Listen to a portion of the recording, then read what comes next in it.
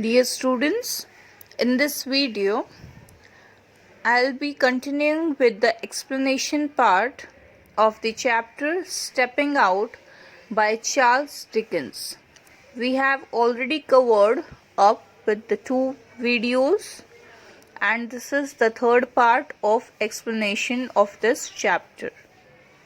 Stopped at last, a clever blow.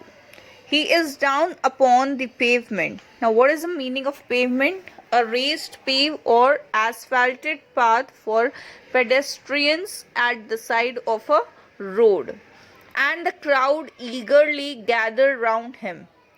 Each newcomer jostling. Now, what is the meaning of jostling? Pushing or knocking against a crowd to get away, and struggling with the others to catch a glimpse. What is the meaning of glimpse? A momentary or partial view. Now here the narrator is saying that finally the boy fell down on the ground and everybody was eager to see the thief because they had left their work, right?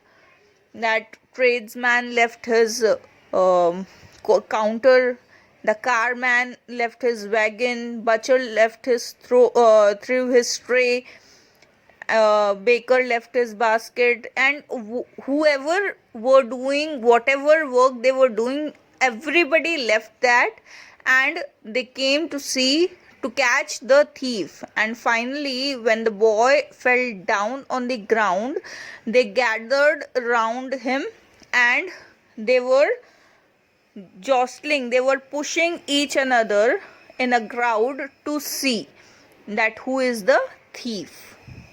Stand aside, give him a little air. Someone from the crowd said that stand aside, give him a little air, because that everybody gathered around him and one of the men from the crowd thought that he might be feeling suffocation. He might be suffocating because everybody stood around him. Nonsense, he don't deserve it.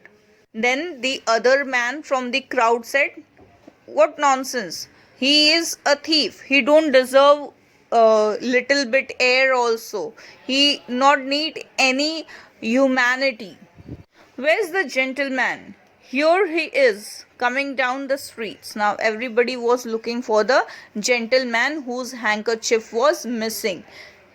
So one man said that here he is coming down the street. Make room there for the gentleman. What is the meaning of make room there for the gentleman? That doesn't mean that they'll be making one room for gentleman on the street. It means that to give a way for a gentleman to come ahead and look at the thief. Is this the boy, sir? Yes. Now, one of the man from the crowd asked that, is this the boy? Is he the one who has stolen your handkerchief? Then the gentleman said, yes. Oliver lay covered with mud and dust and bleeding from the mouth, looking wildly round upon the heap of faces that surrounded him, when the old gentleman was pushed into the circle by the foremost of the pursuers. Now, why Oliver was covered with mud and dust? Because he had fallen down. So, and from his mouth blood was also coming out. And everybody was looking wildly at him. Everybody was very angry with him. Why? Because everybody thought that he is a thief. And what is the meaning of pursuers? Pursuers means a person or thing that pursues another. That means approach another person. Yes, said the gentleman. I am afraid it is the boy. Afraid? Murmured the crowd.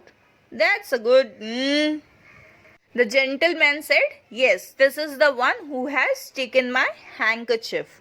Then one of the man from the crowd murmured that, afraid? What is that? Poor fellow, said the gentleman, he has hurt himself.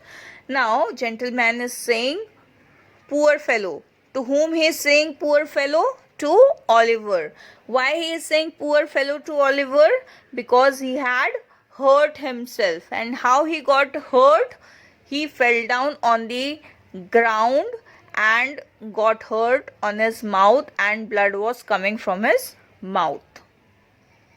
I did that, sir, said a great lubberly fellow. Now, what is the meaning of lubberly fellow? Big and clumsy. Stepping forward, I stopped him, sir. That means one big and clumsy man came forward and he told the gentleman that I have stopped him. I have stopped Oliver and I made him fell on the ground. That's why he has got hurt. The fellow touched his hat with a grin, expecting something for his pains. That means the big clumsy fellow was feeling very great that he had stopped Oliver by hurting him. But the old gentleman, eyeing him with an expression of dislike, looked anxiously round. But the old gentleman disliked that big clumsy fellow. Looked anxiously round as if he contemplated running away himself.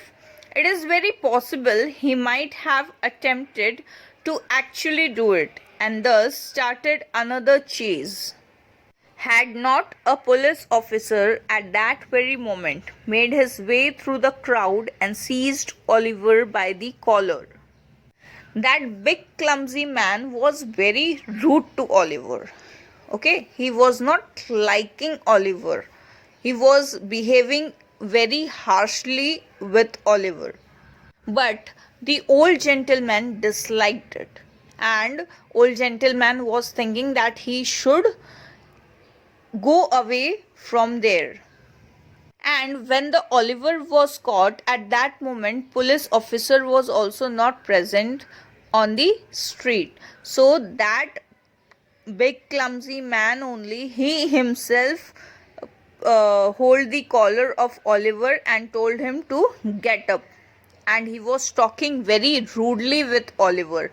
And this thing that old gentleman was seeing, but he was not liking the way the big clumsy man was behaving with Oliver.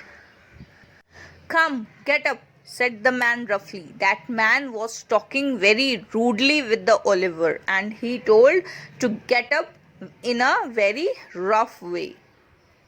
It wasn't me, sir. Indeed, it was two other boys, said Oliver, clasping his hands passionately and looking round. They are here somewhere. Now, Oliver was a very good boy. He had not done this. So he was explaining that man that he has not done this. It is someone else who has done this. It is done by two other boys who are standing in the crowd only. And he was looking for them in the crowd. So here we can see that Oliver is very innocent, but then also he is getting punishments from the people. Everybody is thinking that he is the one who has stole the handkerchief of the old gentleman. But Oliver was giving his clarifications to man that he has not done this and it is done by two another boys who are standing in between the crowd. Oh no, they ain't, said the officer. This was true, for the Dodger and Charlie Bates had flown down the first convenient courtyard they had come across. Come, get up. Then the police arrives by the time. And that policeman thought that he is the companion of artful Dodger and Charlie Bates who had flown away from the street. And that police officer was asking him to get up. Don't hurt him, said the old gentleman compassionately. Now, the old gentleman was feeling pity for that boy whose name was Oliver. He told a policeman not to hurt him. "Oh no, I won't hurt him," replied the officer, tearing Oliver's jacket half off his back. Now, when police officer heard that the old gentleman had told him not to hurt Oliver, he replied that he is not going to hurt him, and he tore the Oliver's jacket half from back in proof thereof. "Come, I know you. It won't do. Will you stand upon your legs?" But the policeman was behaving very harshly with Oliver. He told that, "I know you, you are a thief." That means he was behaving in such a way, in such a terrible way, that he told that, "Yes, I know you, you are the thief, and you are behaving very innocent in front of people. I know all the things whatever thief used to do." And that police officer was asking Oliver to stand properly on his legs.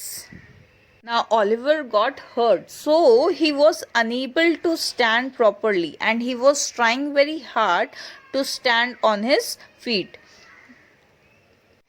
and was at once lugged along the streets by the jacket collar at a rapid pace. Now that police officer held the jacket collar of Oliver and moved at a rapid pace. Means he was dragging him on the ground and making him to move from there. The gentleman walked on with them by officer's side. Many of the crowd got a little ahead and stared back at Oliver from time to time. The boy shouted in triumph. Now, what is the meaning of triumph? Triumph means a great victory or achievement, and on they went. Now, the police officer dragged Oliver by holding his collar, and gentleman also followed the police officer to the prison. And the crowd was looking back again and again from time to time to Oliver, that what will be the scene, because the crowd only followed the anticipation of more drama. So finally we can see that the police officer arrived and he caught Oliver. He thought that Oliver is a thief and held his jacket collar and dragged him to the police station. The gentleman was pleading to police officer to be gentle with him, to not to be so harsh with Oliver, but that police officer did not hear anything, and he dragged him to the police station.